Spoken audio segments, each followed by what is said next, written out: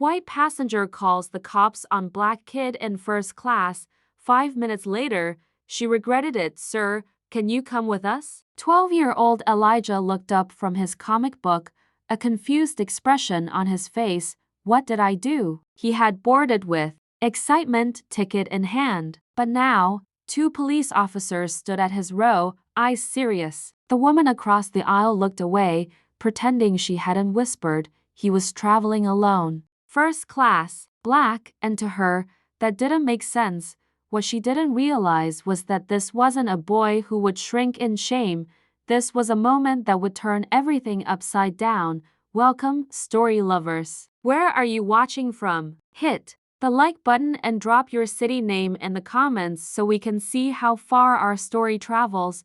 12-year-old Elijah clutched his backpack, ticket, and a note from his mom as he stepped onto the plane. It was his first time flying alone, a big trip to surprise his dad, a military engineer stationed in another state. Dressed in his favorite Spider-Man hoodie and new sneakers, Elijah's face glowed with innocent excitement.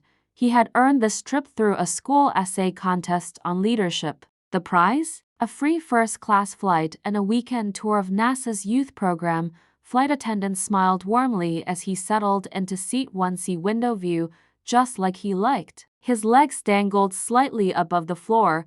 Everything felt magical. Until a woman 2 seats away gave him a sharp, lingering stare. Then she pressed her call button. Excuse me, she whispered to the attendant, nodding toward Elijah. Are children allowed just to sit here? Are you sure that's right? And just like that, wonder began to fade.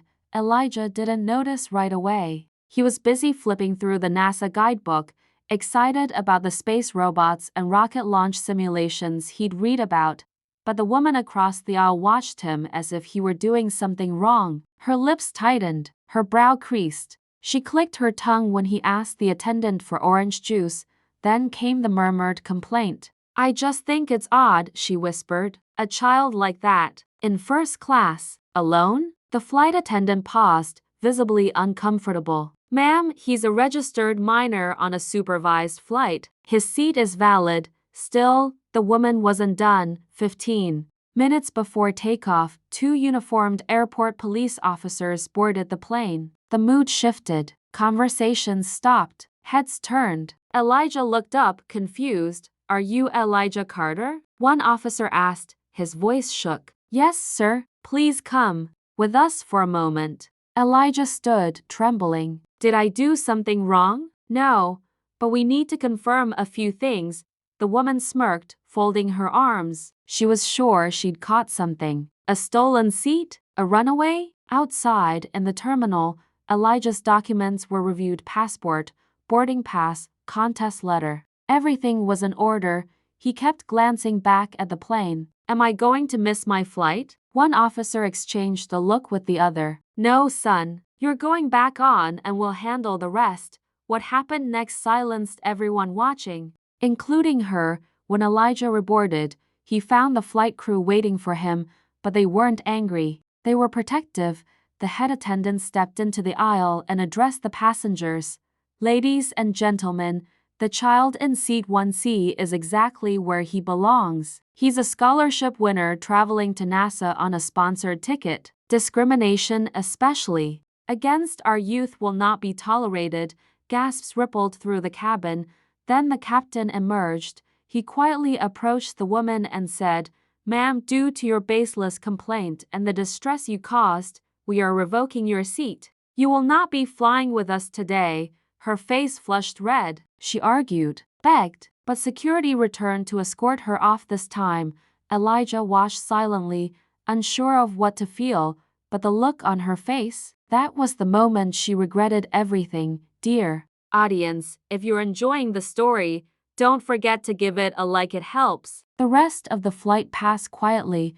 Elijah sat by the window, sipping his orange juice. The attendant gave him extra cookies. The captain came by and offered him a small model jet. He didn't understand why the woman had treated him that way, but he understood something else. Sometimes just being can be enough to make people uncomfortable.